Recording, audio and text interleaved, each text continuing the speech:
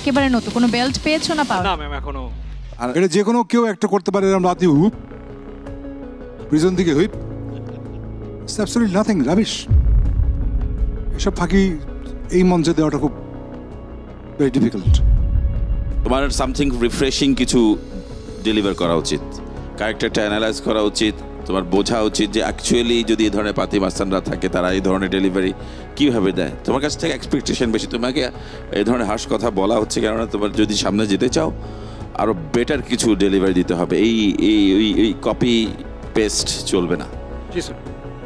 বাকি অনেক ফিচারই পজিটিভ আছে, দেখি আমরা আলোচনা করি। ঠিক আছে। সো শায়র, কি মনে হয় মার্শাল আর্ট দিয়ে কাবু করতে পেরেছো জাজেসদেরকে? Not sure. Not sure? কি মনে হচ্ছে? ভালো লাগছে? কিছুই জানি না। আচ্ছা, সো জাজেসদের কাছে আসতে চাই। কি মনে হয় শায়র কোথায় যাবে? অভিনেতা হতে চাওয়া, নতুনত্ব সৃষ্টি করা নিজের সম্পর্কে। Why people will see you?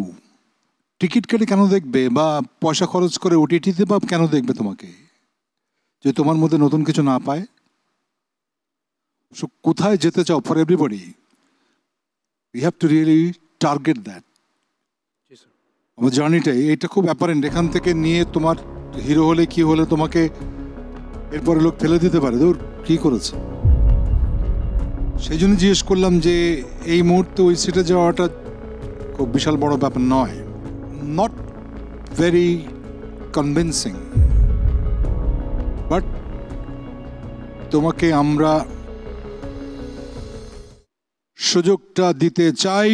Take this card. Thank you sir. Wow, congratulations to Shayar. অনেক অনেক শুভকামনা শায়রের জন্য।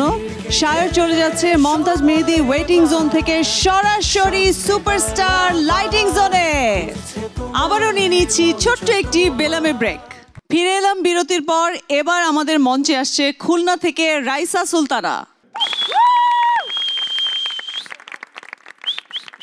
আসসালামু আলাইকুম। হ্যালো জাজেস, আমি রাইসা সুলতানা, আমি খুলনা থেকে এসেছি। আপনি কি করেন?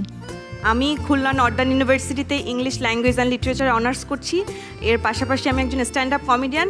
এছাড়া আমার ছোট একটা বিজনেস আছে। আপনার পারফরমেন্স দেখি। Sure ma'am.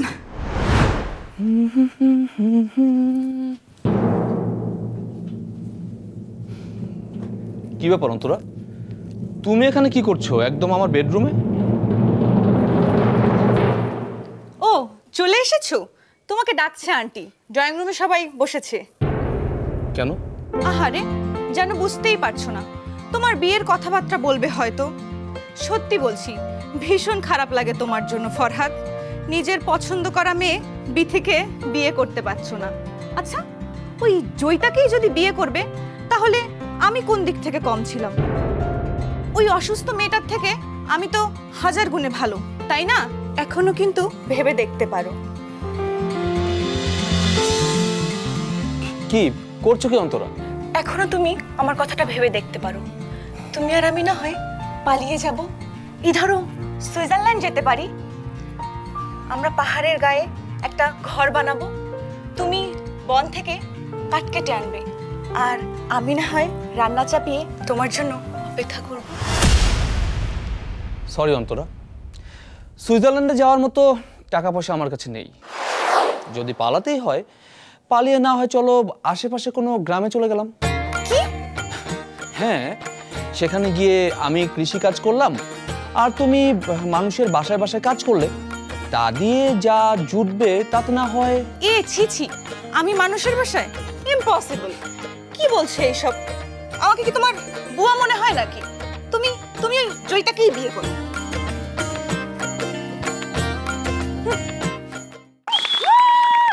রাইসা, কেমন লাগলো? অ্যাক্টিং এ একটু প্রবলেম ছিল, দেখে খুব এনজয় করেছি।